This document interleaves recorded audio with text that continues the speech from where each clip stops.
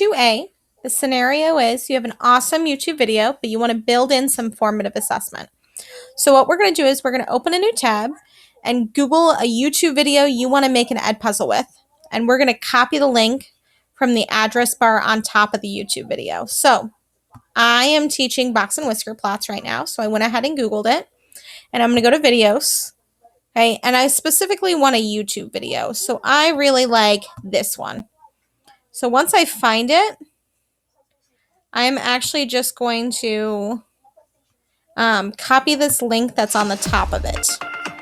Okay, so I'm not going to worry about anything other than the link. Okay, so now we're going to go to Edpuzzle. Okay, and we were in this one, but we're going to cancel out of this one now. So I should be able to just click out. Okay, let me get my mouse regular again.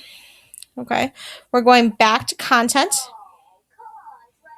Okay, and this time, instead of Edpuzzle, we are doing YouTube. Okay, and in the YouTube search bar, I'm just going to paste the link I already had. Do you see how it automatically opened up a new Edpuzzle for me to use? Okay, you can see it already named it, and I can change the name if I wanted. I don't really want to. I like this name. Okay, I can cut it so I can make it start later in the video if I want, or I can make it start at the beginning, so I could just drag this over to cut it. Okay, and the questions are right here. So what we're going to do is we are going to watch a little bit of this video and we are going to put in some multiple choice questions, some open-ended questions, and a note. So go ahead and pause this video and watch your video and see what would fit best. I really like to use a note at the beginning of the video, and I like to tell students to take notes within their notebook.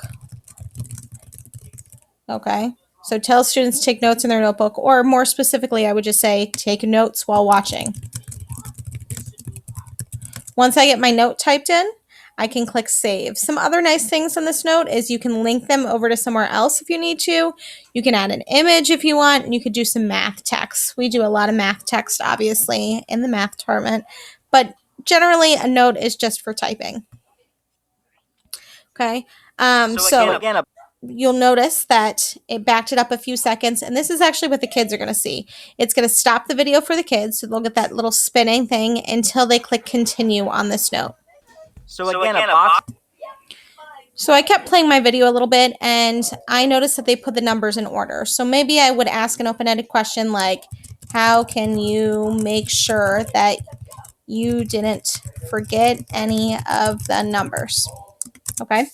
On the open-ended question, it could be anything you want, just kind of like the note, and the students won't get that grade for that immediately just because there isn't a correct answer, so you would have to grade that later if you want, but again, you don't have to. Just like before, you'll notice that the video stops and then the open-ended question pops up, and they can go ahead and answer that before they continue it.